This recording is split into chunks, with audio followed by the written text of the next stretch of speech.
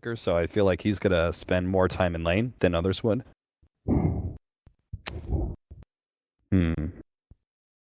By itself, and then Chaos Knight just swings. He hits like a truck. Look at the Dire Ward as well. They see him. Like, he's not going to get level 2. Yeah. Stun onto Moonmeander here. They're actually committing pretty heavily for this kill. The Witch Doctor cast. Oh, he's going to bounce back to the charge. He's going to commit it, but State actually gets the right click to finish him off. State, he will be going down here to fly, most likely. Or maybe not. The chain stuns are actually holding him in. State, is he going to be able to survive through this decay? He's not. And they don't have enough mana for another round of stuns against Fly, so he's now got his level 2. Will turn against Rhines. He'll complete the charge. Shadow 8 doesn't have anything. Looks like they might be able to get this kill, but never mind. Healing salve goes off, and he will survive. They put themselves in this great position where they don't miss out on anything. You know, last game we saw Nature's Prophet plus the Slardar, where once Nature's Prophet was being mobile and looking to make up the numbers in other situations and other lanes, there was the Slardar, the league experience. Get something out of the lane while... Ooh, they're actually going to get Miracle here. The bounce back cast, that was a little weird, but Miracle should be going down here to the race. Very nice. But Wisp builds kind of differ from player to player rather than situation to situation. Oh god, Bench!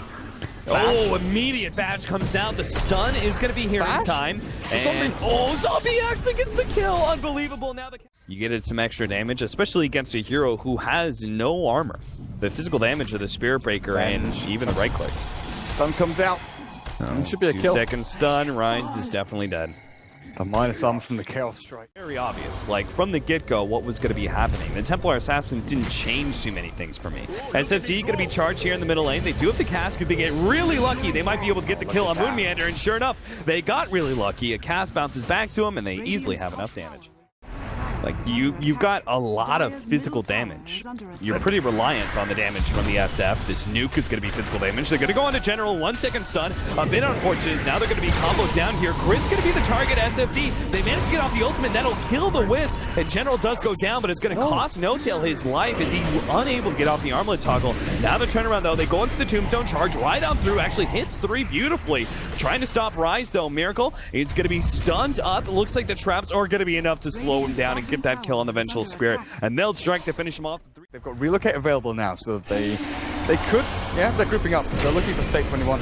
Oh, but if they take 2 groups, they're going to be caught out by this cast. They actually go for the Tombstone play. They have the Relocate. They do not get the lucky cast. It doesn't bounce anywhere. No, the toss, they're going to be able to get a zombie kill into do 1, but still, it's SFC. It's a zombie apocalypse. They do have swap in order to perhaps get one hero out of position and just chain stun him down. Oh, they kind of chain their stuns, but it's fine.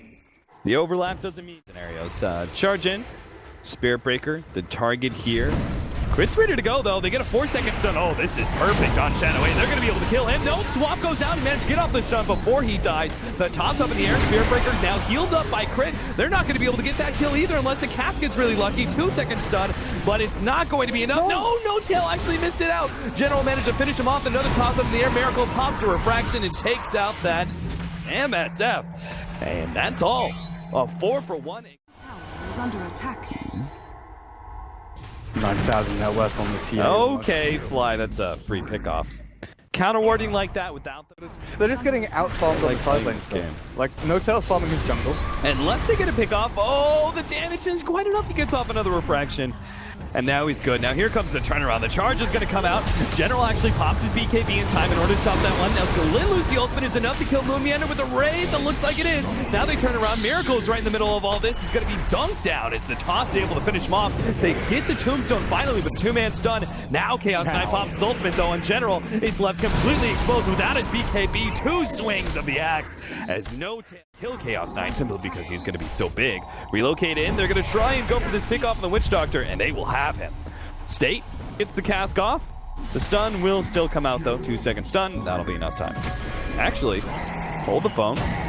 They're going to go for more here. No-Tail's left behind by the Wisp because they're going to be able to track down this Vengeful Spirit. The one-roll Venge is, the Witch Doctor just to run into the tier 1 and force it down. Wave of Terror to force people back.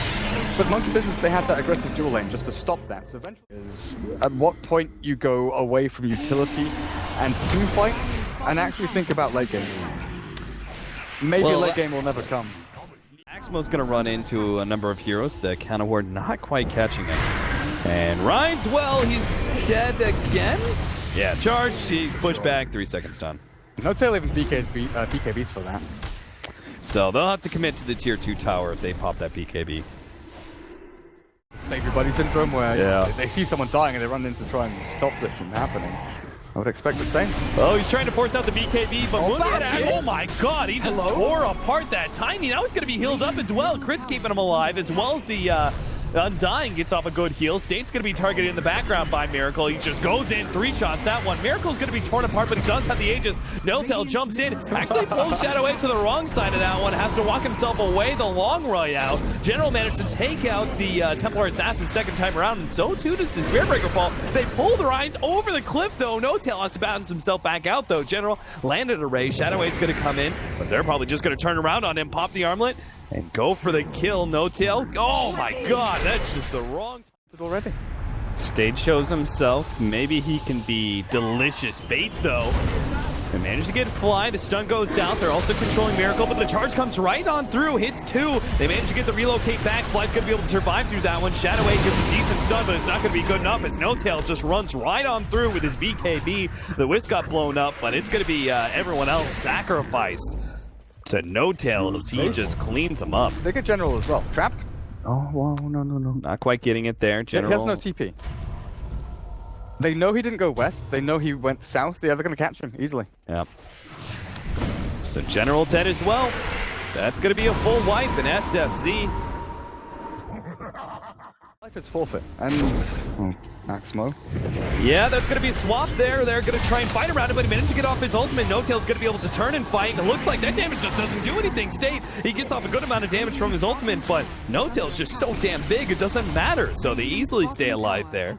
And it looks like an extra one's going to be run down. Axmo blinks himself out, but still run down by Moonmander, who has an ultimate ready to go. And ooh, Never ever. Triple kill. Never ever. All right, time to push uphill. No need to wait for the Aegis when SFZ gets caught in a nasty fight like that one. General gets brought back into the charge. Good game, well played. General will call it for his team, as he was the only possible hope for SFZ to be able to come back into this game. Everyone else just not looking up to snuff. From laning stage till that first Roshan, sure enough, a couple of dives from Monkey Business, but full control of the game. The Slaughter had no room to farm to get into, in the support role we saw how well Monkey Business played it, but that wasn't in this full...